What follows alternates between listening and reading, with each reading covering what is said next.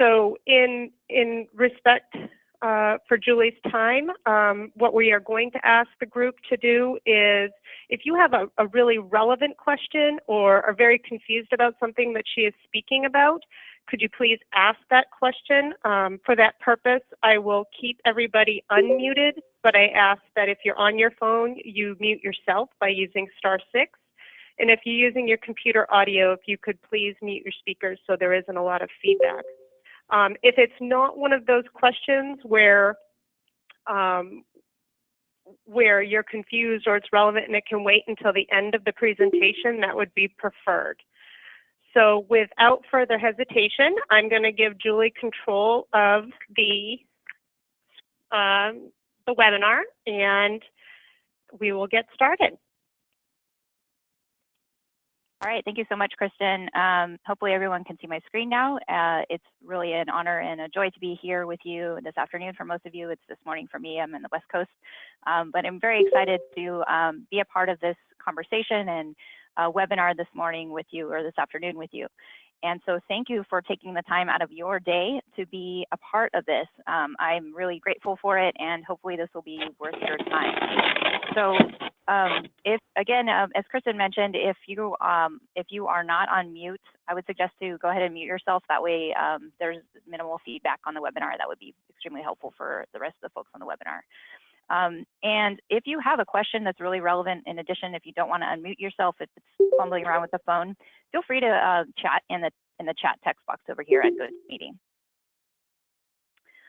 So first things first, I put this in the chat box as well, but I want to let folks know that the complete slide deck and print-friendly handouts are posted online at preventionlane.org/adcare. You will also find it in the link up there in the chat box if you go to the right over there and see where the chat box is.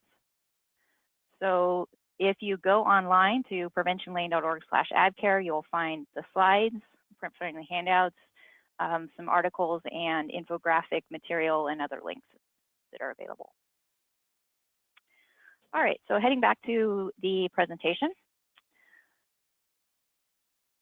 What we're going to do this afternoon is we're going to talk about some various workings of recent electronic forms of gaming and how those relate to gambling. So that would include daily fantasy sports. We're going to spend a little bit of time on that. We're going to talk about esports gambling and also loot crates. And I think this is really relevant for all of us to know, whether they're in the problem gambling field or whether we're in other behavioral areas of the field. It's just really relevant for us to all know about. We're going to talk about how those issues relate to problem gambling and even to some extent to other addictions. And then we're going to think about how we can use the application of what we've learned today and hopefully be able to apply it in whether it's in our personal settings or our professional settings. Quick piece about this as well. We're going to move really quickly through a lot of this material, and some of the material, because it's very visual, could potentially be a trigger to some folks. So please be sure to take care of yourself and give yourself a break if you do need that. All right, we're going to dive right into the recent forms of gambling. And I find this so fascinating because there's so many different areas in which it is constantly cropping up. New forms of gambling, new forms of gaming, most of which are electronic. And the creativity that goes behind a lot of these is really fascinating and also very concerning for some. So what we're going to do is we're going to look at some of the different types of gaming that occur. This is a lottery machine at the Seattle-Tacoma Airport.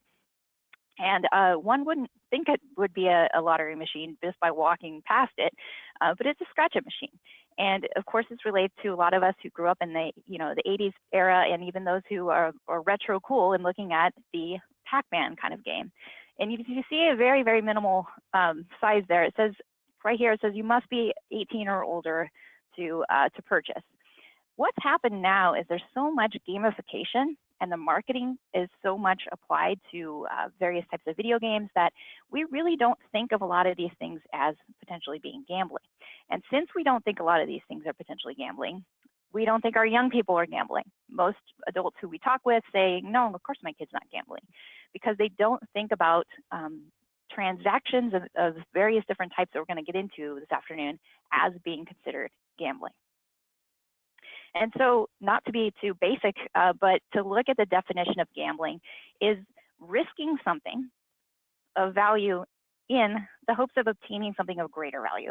Very, very simple definition, but when we break that down, and this is from the American Psychiatric Association, DSM-5, when we break that down, we kind of look at it as how does gambling occur, and whether it occurs with money or something else of value. And are these games that are coming out now are indeed gambling? And so we look at one piece of it, prize. A prize, so anything that could be in a promotion, it could be goods or services, it could be money, it could be something of value. And even as we look into some of the different forms of gambling and gaming today, even a prize could be something as simple as a decoration of a weapon in a video game. So let's think about that. 2 is chance. So whether or not the thing is in direct control of determining the outcome. Now, many would say that, you know, obviously poker is a game of skill, but there is an element of chance in it as well, how your cards are drawn, et cetera.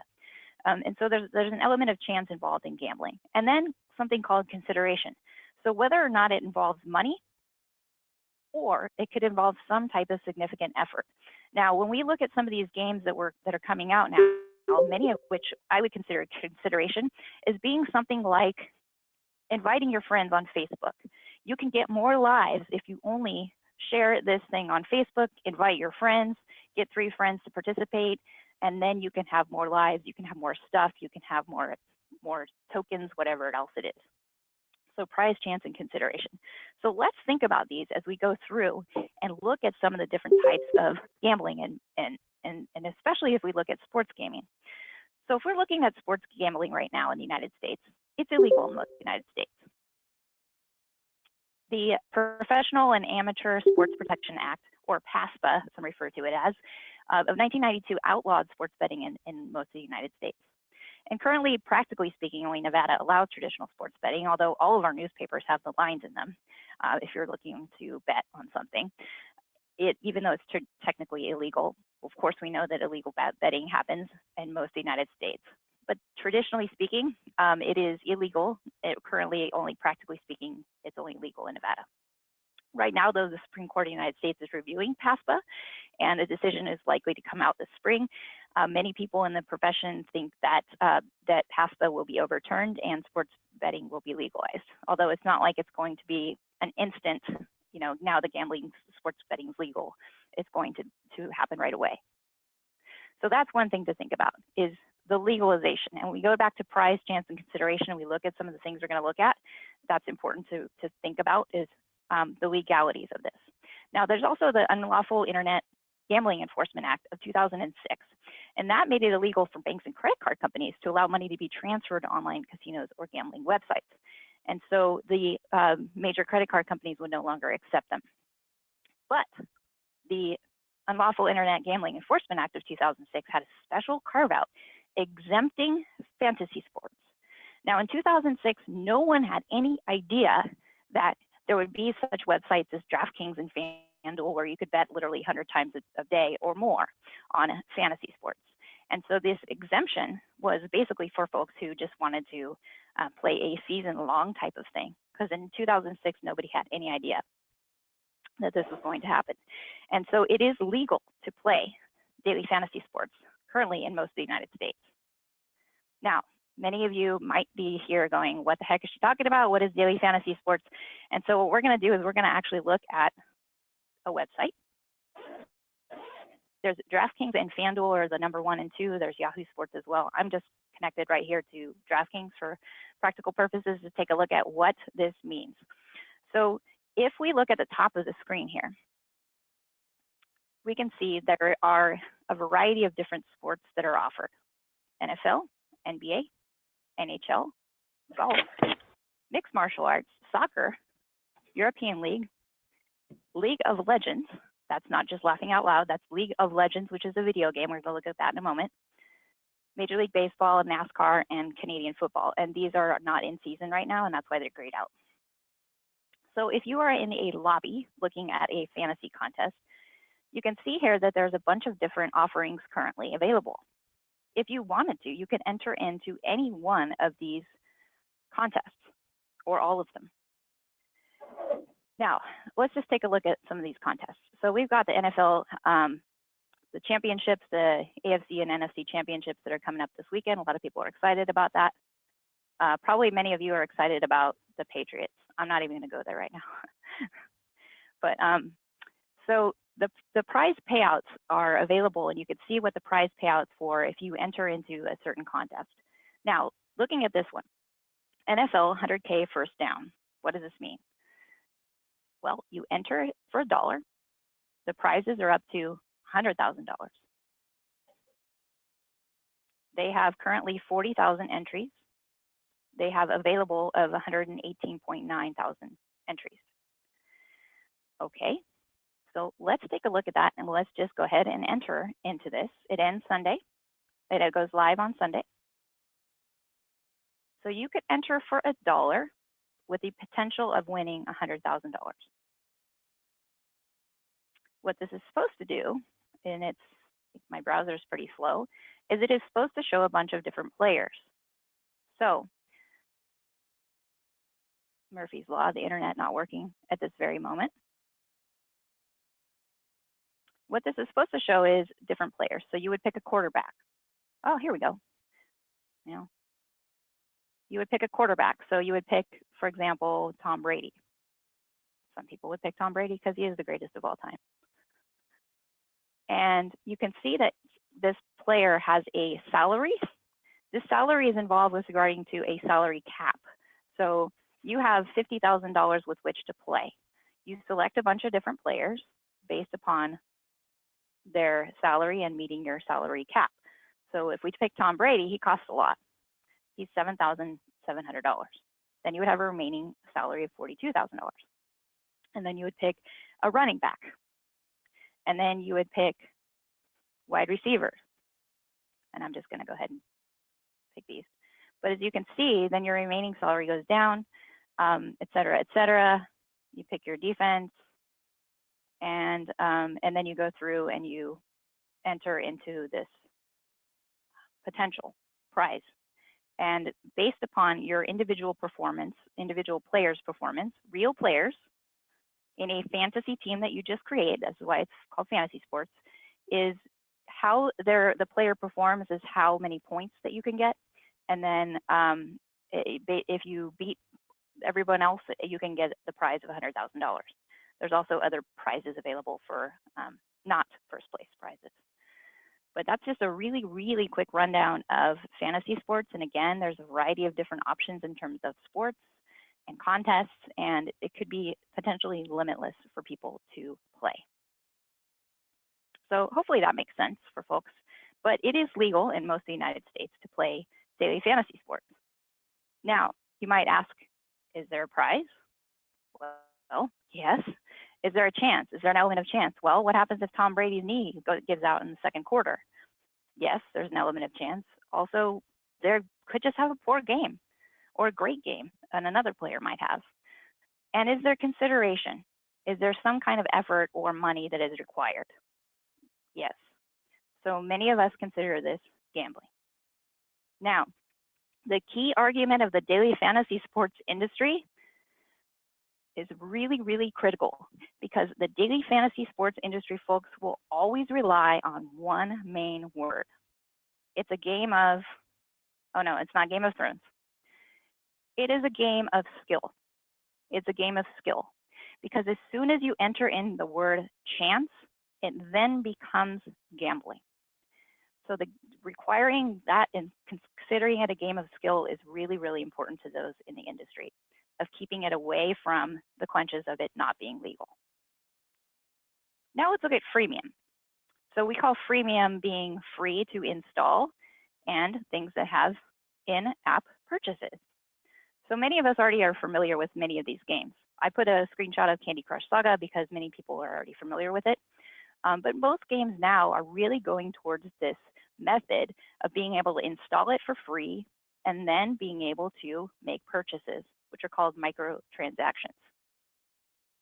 And so folks, when they enter into these games, which often are very interesting to young people, you can get real, you can spend real money and get pretend money or pretend prizes. So in this case, we can see here with the Willy Wonka Chocolate Factory credit store, you can get for the low price of $1.99. It looks like $2,520,000 worth of with points. But if you want to spend $99.99 for the best value, you can get 720 million, 500% free. So with real money, you're buying coins for the game. And they call these micro transactions, particularly folks who just spend a little bit of money over time tend to take up the most of the bulk of the purchases. Now, if you look at this candy shop, for example, it's the same kind of idea. You can get a beginner's bundle for $1.99 and get a bunch of different things to help you with your Candy Crush game. So the typical freemium scenario looks like this. Sorry for the C-3PO thing, but I'm a Star Wars nerd. The typical freemium scenario looks like this. You start off playing. Wow, it's cool. It's got a free game. This is exciting. I'm progressing in the game. This is super, super fun. The game is the coolest game ever. Uh-oh. Then it starts getting harder.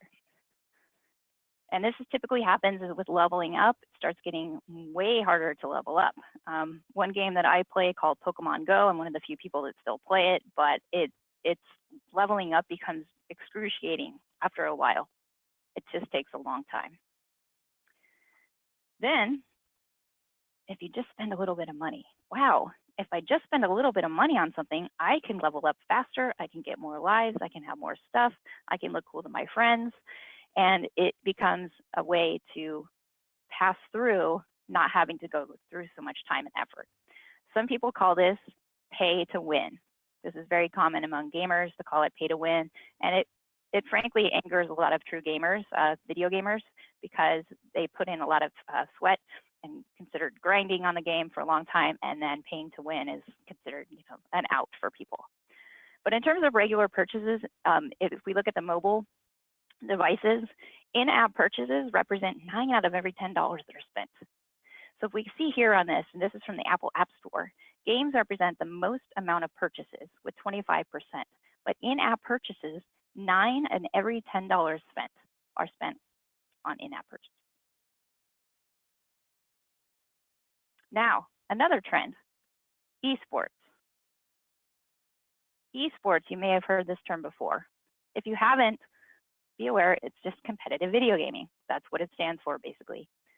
Electronic sports and video types of gaming has become very, very popular as a spectator sport.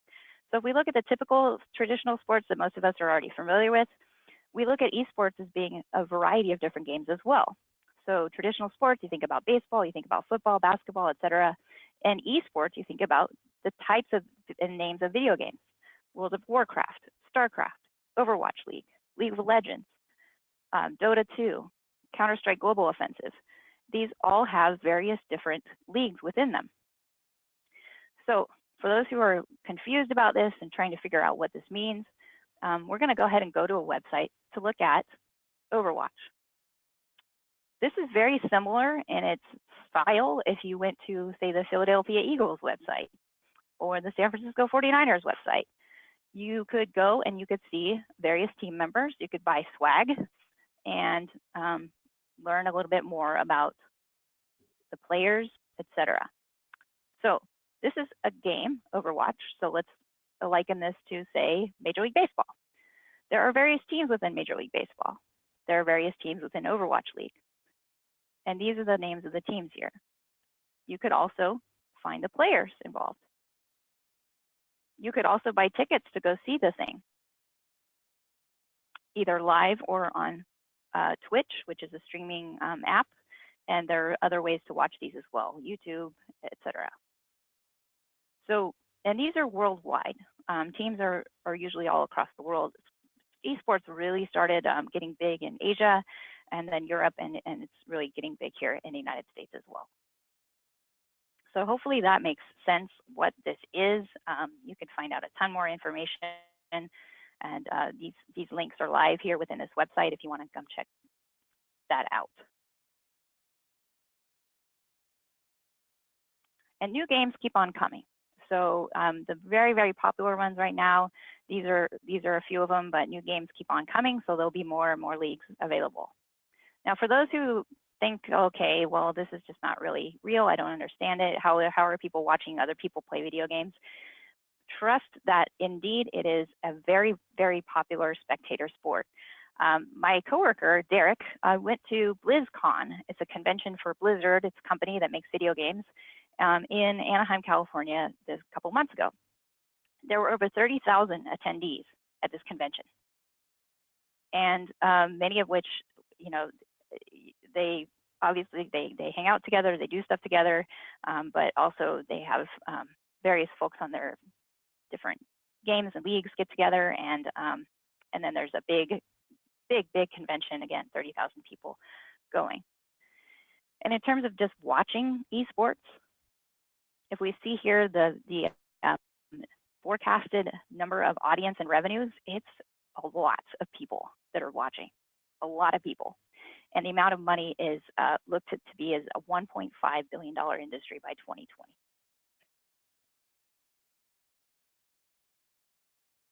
How people gamble on esports then? What does this have to do with gambling? Well, gambling on esports is basically the same as gambling on any kind of other sport. So if people bet on the NFL games this weekend, they could bet either on fantasy sports, or they can bet on the game itself. They can bet on a variety of other pieces of it. They can also bet on skins on games. And we're going to look at this in a moment. Skins on games, which can be sold and purchased for real money. So this is a screenshot of a CSGO, or Counter-Strike Global Offensive weapon. This weapon gets sold for quite a bit of money. Now, there are people that design these. There are people that look forward to purchasing these. There are, especially among young people, it's cool to be seen by your people that you're playing with. Oh, you've got the cool new skin. So it does have cachet. It's much like if, say, you bought a Coach purse. For those who like purses, you can see that somebody is, you know, wearing something cool, or they have something cool. It is basically that, except for its place in the context of a video game. So skins betting happens where people can engage in jackpots. They can go and play in various different other ways to put money in to hope to get a really cool skin out of it.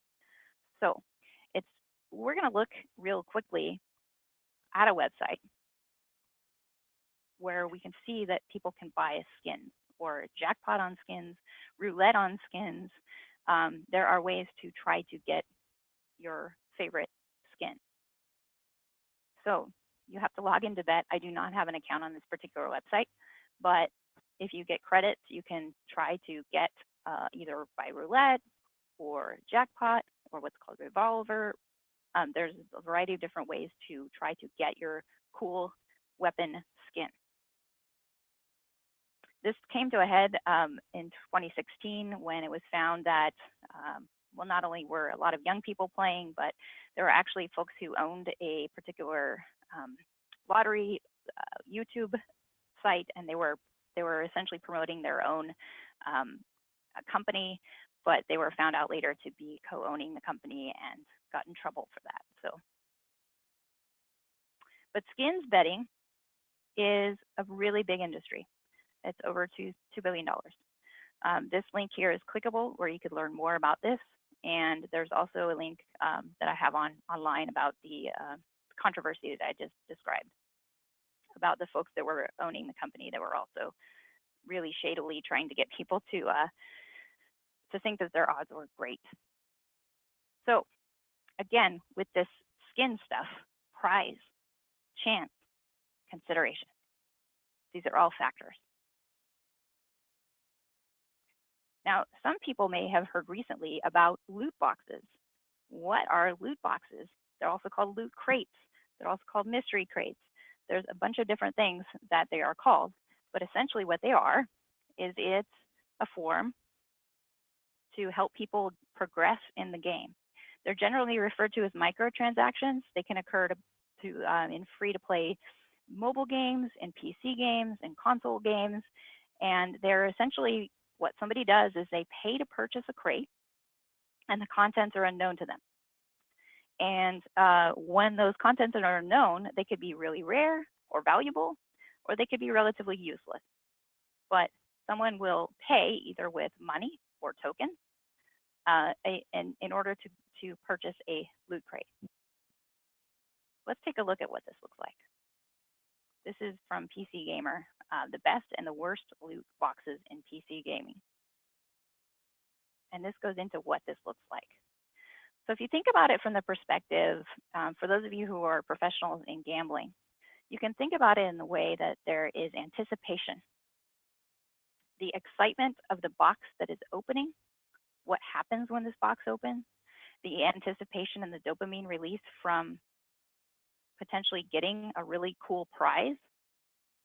This is one, this is Overwatch loot box. You can see how it's opening. You can see different stuff that's coming out of it. And these are things that can help people advance in a game. And there are various different types of methods in which these loot boxes will open, how they are. See, this one's like a pouch. So how they are presented is all different. These ones are cards. How they're presented is different. The concepts are the same. These are microtransactions, usually involved with money. If you earn tokens in a game, you can potentially earn enough tokens to be able to buy these things. This is one is my favorite. It's a piñata, and it opens up with potentially cool stuff or potentially really lame stuff. So that's how loot boxes work. Now, this drew a lot of controversy in December and November, actually, because Battlefront 2, a Star Wars game, came out, and Battlefront 2 Star Wars is owned by Disney, and Disney is notoriously considered to be quote-unquote anti-gambling, family-friendly, and the manufacturers of this game decided that they would allow microtransactions and loot boxes, and it really blew up on them. People were very angry, especially from the gaming community, because this is what people call pay to win. There were folks that looked this up and found out that you would have to play for thousands of hours in order to equal purchasing crystals, which is what these tokens essentially were in this game, to purchase the loot boxes. And it was considered to be pay to win. It also enraged a lot of people that thought that it would encourage youth to gamble. And so what happened was EA Sports, the manufacturers of this game, took out the loot boxes and microtransactions. They may end up putting them back in, but for now, they are out. My husband actually owns this game, and it is the microtransactions are indeed out. These games are updated online, and so it is a lot simpler for manufacturers to remove or add things as they go, which also allows them to create new features of games, which will now allow folks to be able to get more microtransactions in the future as well. So you may say, so what? All right, so what? We don't, we have all these new forms of gaming. We have potentially blurry lines between gaming and gambling. Many of those folks who are professionals in this field do believe that these things are gambling. We look at prize, chance, and consideration, in addition to many areas of what happens in the brain, as well as the relationship with addictions, and look at this as potentially concerning. So if for folks who aren't in the problem gambling field, we see problem gambling mostly as a continuum. So there's all the way from no gambling, experimentation, recreational gambling, at-risk gambling, all the way to problem gambling or gambling disorder, and in stratifications within that, just like we look at alcohol use. So if we look at problem gambling on a continuum, we could also think about how gambling disorder might relate to some of these issues within gaming itself. Now, we look at problem gambling, the needs to, in terms of gambling disorder, the criteria needs to gamble with increasing amount of money, restless or irritable when attempting to cut down or stop, making unsuccessful efforts to control or cut back or stop, preoccupation with gambling, gambling when feeling distressed or in order to escape issues, chasing their losses, so losing and then needing to get back the losses, lying to conceal the extent of involvement, jeopardizing relationships, jobs or careers, and relying on others to bail them out. And so we look at those 9 criteria for gambling disorder, and then we think how this might relate to gaming issues, then we can really see how it could be a concern. Right now, as we speak, gaming addiction is not in the DSM. So it is something that's considered as warranting more clinical research and experience before it might be considered for inclusion in the main book. However, the World Health Organization, ICD-11, is seen to, the beta version of it has gaming disorder in it. And it is, the description is characterized by a pattern of persistent or recurring gaming behavior, which may be online or offline, manifested by 1, impaired control over gaming, 2, increasing priority to given to gaming to the extent that gaming takes precedent over other life interests and activities, and 3, continuation or escalation of gaming despite the occurrence of negative consequences. And it is evident over a period of at least 12 months in order for a diagnosis to be assigned. Although the required duration may be shortened if all diagnostic requirements are met and symptoms are severe. So that's from the World Health Organization, and that should be coming out soon, the full version of it. There's also hazardous gaming. Hazardous gaming refers to a pattern of gaming either online or offline that increases the risk of harmful physical or mental health consequences to the individual and others around the individual. The increased risk may be from the frequency of gaming, from the amount of time spent on the activities, from the neglect of other activities and priorities, from risky behaviors associated with gaming or its context, from the adverse consequences of gaming, or from the combination of these. The pattern of gaming often persists in spite of awareness of increased risk of harm to the individual or others.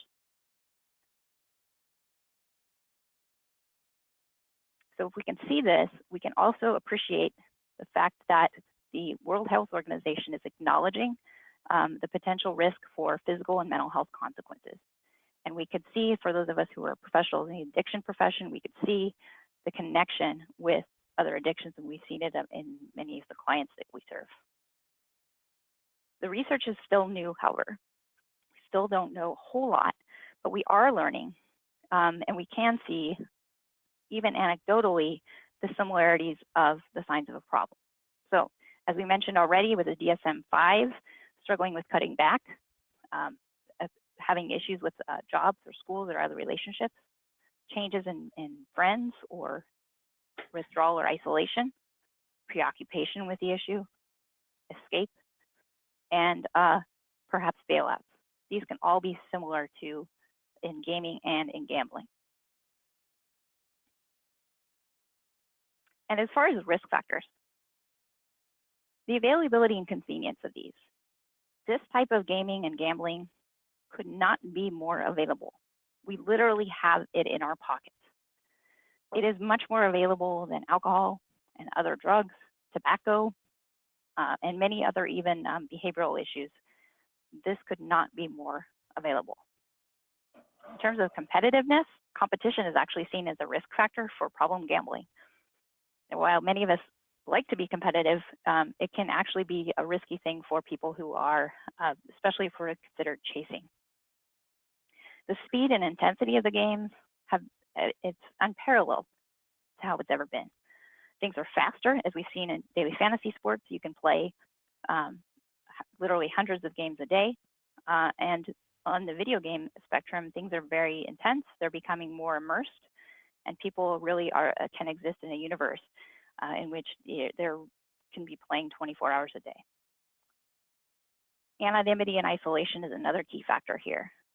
For those who are in problem gamblers, many of which, it can be very convenient for folks to be able to play at home. The hiding, the isolation, the concealing of the behavior, very similar, of course, with gaming. And discovery of content. There's always new stuff. There's always new games. There's always the potential to find new things. And that is a risk factor because gambling of itself, the casinos and the other industry folks are learning that they have to create new things and they have to keep up with the younger digital crowd. And so with gaming, it's the very same thing. Stakes, rewards, reinforcements, knowing there is a potential of winning something, whether it's a prize, whether it's money, the rewards and reinforcement and that increase of dopamine, which we'll look at in a second. And then dissociation and escape. And I think many of us know what this is like and have seen it firsthand. The research is showing that those who play social games are more likely to gamble and then have gambling problems.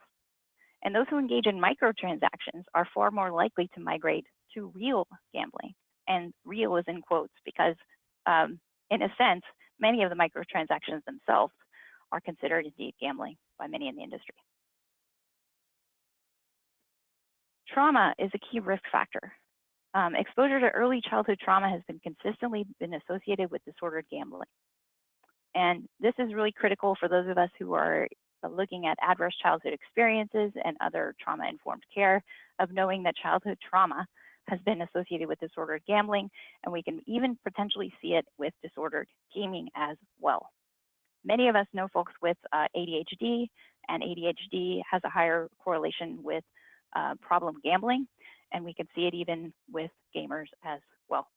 It is often self-medicating. Now, as far as dopamine, when we look at, again, the rush, the excitement of opening a loot box or getting a new skin potentially, or winning a fantasy sports game, it's really not about the money for folks. It's about the high, it's about the rush. Here's a nice image I'd like to see from brain briefings from the Society for Neuroscience. It shows what happens in the brain with dopamine with regard to potential losses. On the left, we have a brain that shows someone is expecting to lose. They're not expecting to win. Their dopamine is not being released. On the right-hand side, we have someone that is expecting a gain, they're expecting to win, and their dopamine is going nuts. They're releasing a lot of dopamine because they're expecting to win. Optimism is usually a great thing. However, in the case for potential problem gamblers, expecting that win that's just going to come around the corner could be something that is a risk for folks. And the same thing with gaming, we believe that it's because it's not about the money, it's about that rush. You can really see the connections. Problem gamblers are more likely to see their near misses as near wins. That's related to that dopamine, that expectation of almost winning. We see that oftentimes with gamers as well. People play longer when machines give them near misses. Same idea in gaming. Oh, you almost won this thing. It's, you know, and because you almost win, you want to play for longer. And then with the almost winning, the dopamine is activated the same as actually winning, which is why manufacturers create these games this way in the first place, to make you think that you're almost winning. And with kids, this is especially compelling information because the brain is not developed yet. And that last part of the brain to develop is that prefrontal cortex, the part that helps with risk, the part that helps with judgment, decision-making, and that the adolescent brain is definitely sensitive to dopamine. And so we think about the way that the games are constructed, and we think about the vulnerability that young people might have, especially with these games. It's important for us to consider. And then with freemium issue, Captain Obvious, but adolescents play simulated games are more likely to later move to real gambling and are also more likely to have later gambling problems. So the simulated games get people into them, they get them excited about them, they think, wow, I'm really good. And as we know with gambling problems, an early big win is a risk factor. And so for people who are already thinking that they're already doing great and winning, to get them involved in sports betting of types can be risky. Okay, so what do? We have this information. We believe a lot of this to be very risky. There are indeed connections. What do we do? There are some things that we can do on various different levels. One, on broad systems. The National Council on Problem Gambling has offered consumer protection guidelines, amendments for fantasy sports legislation, and has been closely following the PASPA, the sports betting, the Sports Betting Supreme Court of the United States decision. There are coalitions within the National Council on Problem Gambling, including a prevention committee has an emerging trends task group. And this task group has been amazing. There are, I'm not sure on call, but Carl Robertson is one of the folks that's on the Emerging Trends Task Group, Jeff Beck, Dan Trollaro from New Jersey, and they have been creating some material for understanding these loot boxes, for understanding soon to be, they're going to look at Bitcoin. And I would encourage folks to get involved with this Emerging Trends Task Group if you would like some more information and be able to be involved in coalition building.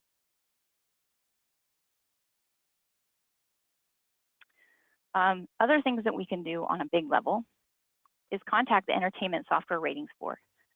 A senator from Hawaii has actually proposed legislation that would basically ban microtransactions within video games. The Entertainment Software Ratings Board, one of the things that we can do is ask that they rate all gambling-related games, whether they offer real or simulated gambling, M for mature, or A for adult, rather than just T for teen. And for any game that offers connection to real gambling over the internet, provide a clear warning about the potential risks and harms of gambling, in addition to providing a resource about how to seek help for gambling problems. These currently are not in the games. And then, as the senator from Hawaii proposed, prohibit the use of microtransactions that offer any element of chance. And furthermore, to at least put the odds of winning a potential item within the game.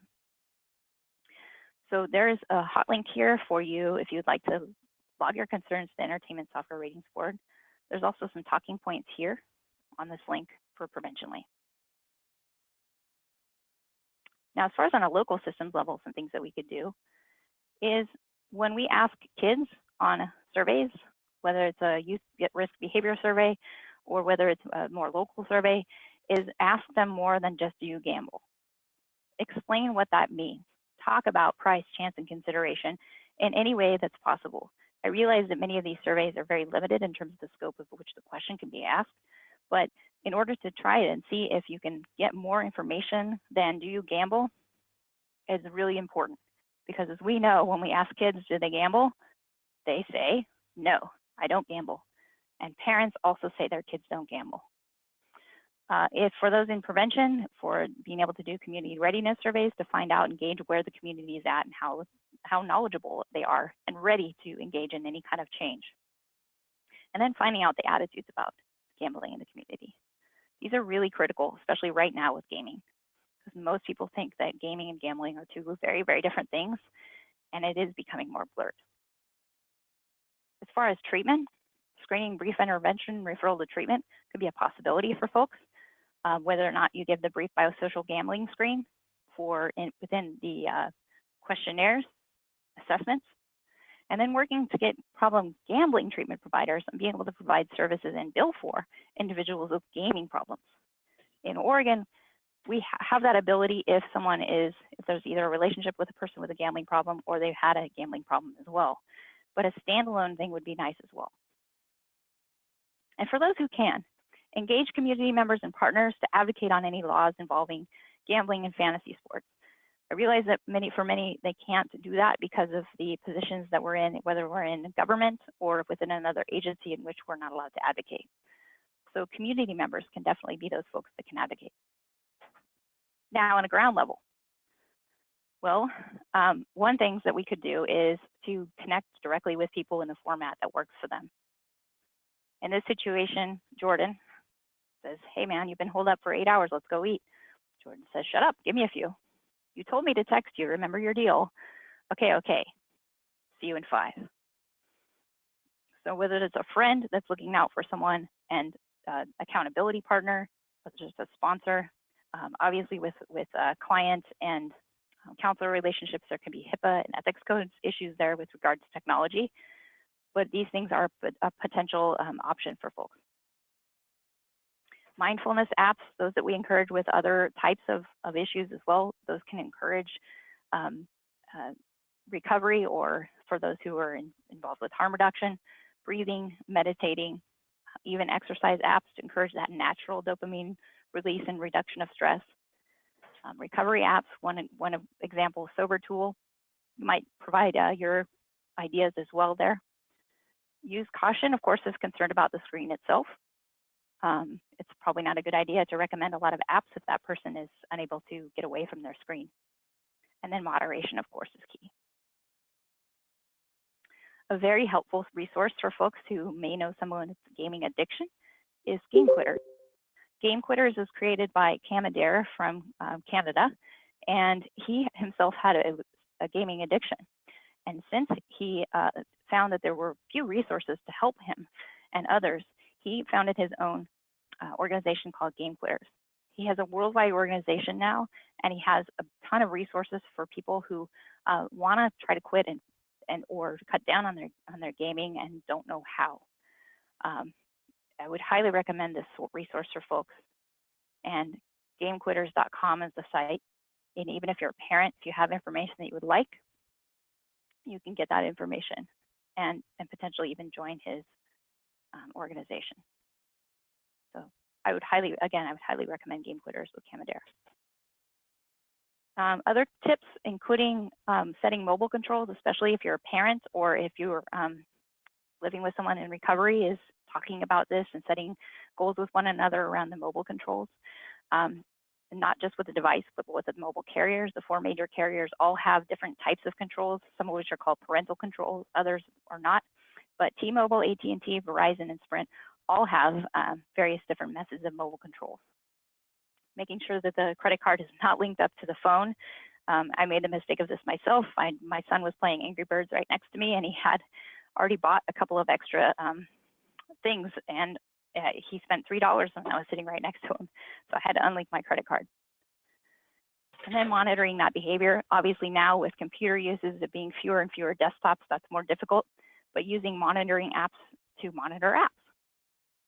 Some of which we call spyware, but there are abilities to do this with the mobile carriers as well.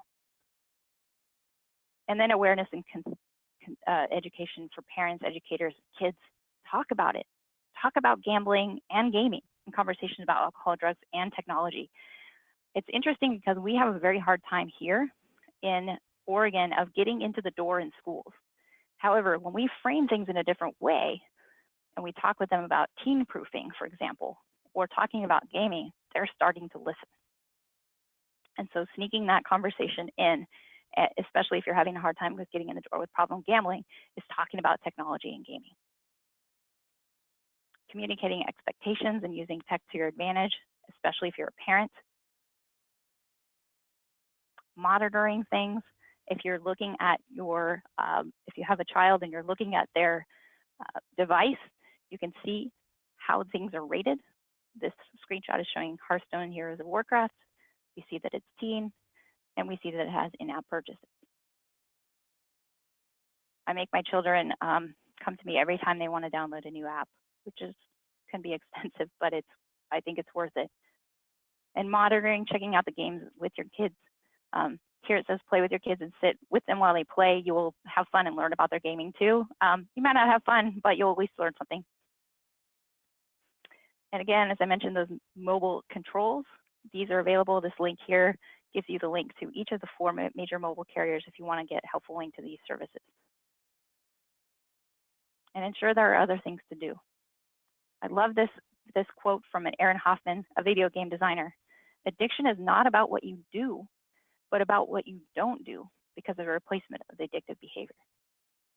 Especially critical with a behavioral type of addiction, for instance, with problem gambling or in gaming addiction. Paying attention to the clues, intervening using those same kind of skills that you would use if you're in gambling treatment or if you're in alcohol and drug treatment or in prevention. These clues that are paying attention to the same kind of things that you would notice with other addictions. And finally, listening to your gut.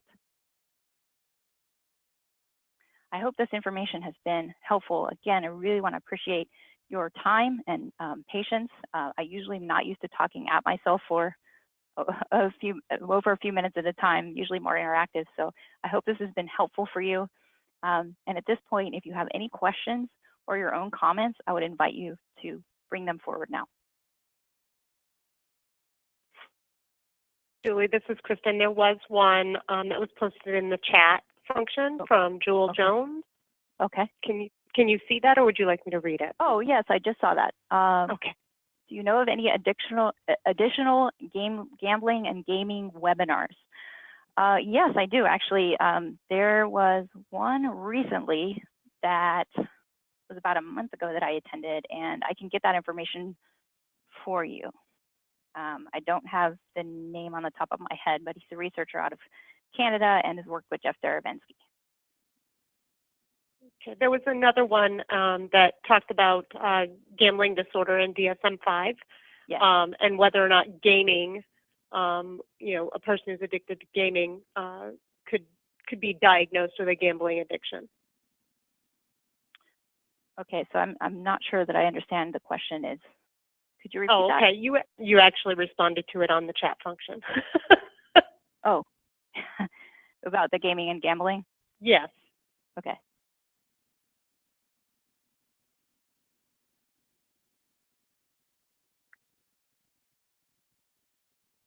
Folks with gaming addiction meet the criteria for gaming disorder in the DSM-5. Yes, those are very parallel. In fact, just to speak to that a little bit, there was a study I believe it's in the journal Pediatrics that came out a few years ago that used the DSM-4 criteria for youth pathological gamers. And so they were very parallel criteria that were used, and found out that about 10% of the gamers actually were considered pathological gamers. And again, they used the DSM-4 criteria. It was older than DSM-5, but very similar wording.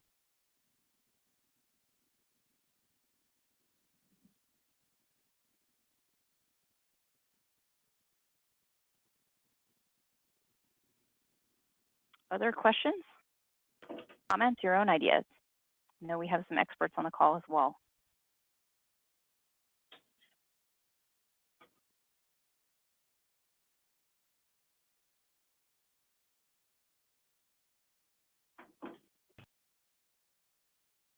This is Stacy in Ohio. Can I be heard? Yes. Okay, thank you. Wasn't sure. I think just this week I heard there was I read an article and it just buzzed by my desk and brain, but it was about video gaming being added to the DSM-5 as an addiction, which I think is relevant to that last question. But yeah, it's under further research.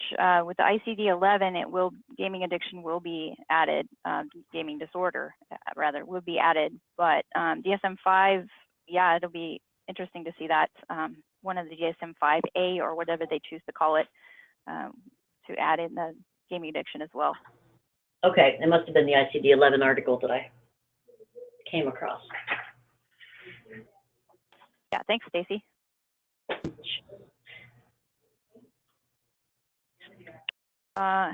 Okay, so there's a question, how have you been successful with parents and teachers' education and awareness about video gaming? Mostly it's been with integration with other topics. So we have a program called Teen Proof Your Home, which is basically environmental protections for kids around the house. And this involves with, locking up prescription drugs, alcohol, even talking about firearm safety. So those environmental kind of protections, and then integrating gaming in with that. It's pretty new, so the interest level is growing, but it's something that so far we've just been integrating because of the time and ability of teachers and parents to be in one place. As we know, their time is pretty constrained. The other things that we've been successful with are with newsletters and adding in the newsletters for teachers and parents. Those newsletters that come out like in middle school are very popular, and they're something that's pretty easy to plug and play, so to speak, with different school districts. Does that help answer that question?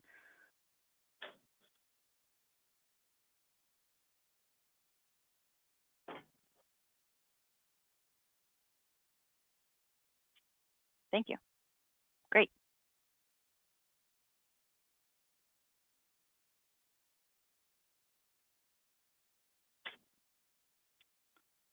And again, there are many experts that are working on this.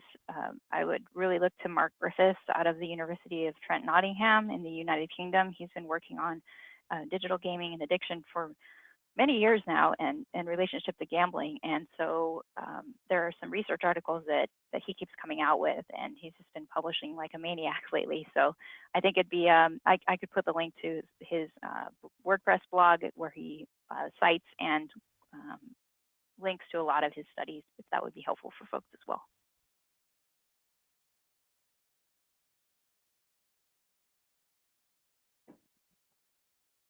So I'll just wait here for a second and see if there's any other questions.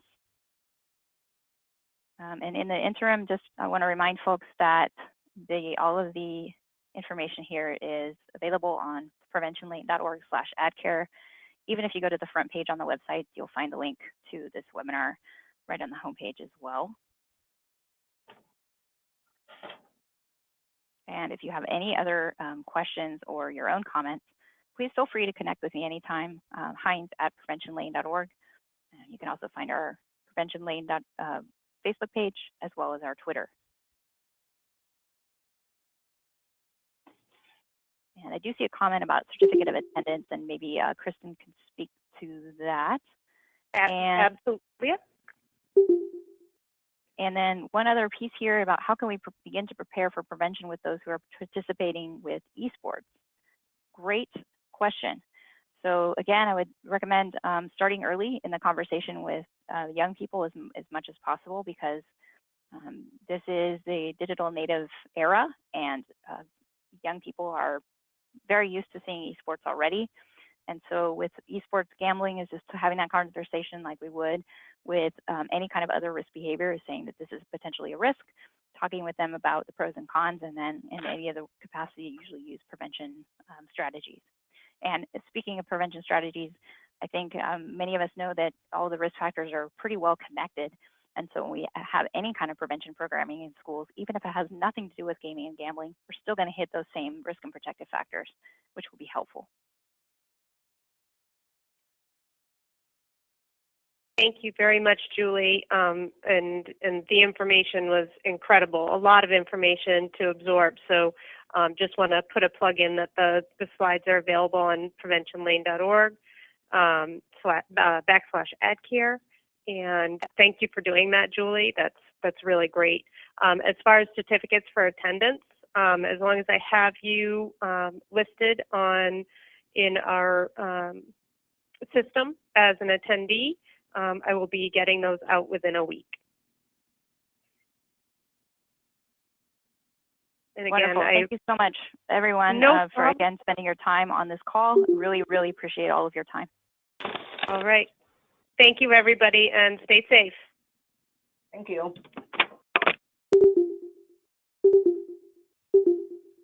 Thanks, Kristen. Thanks, Julie. I appreciate it.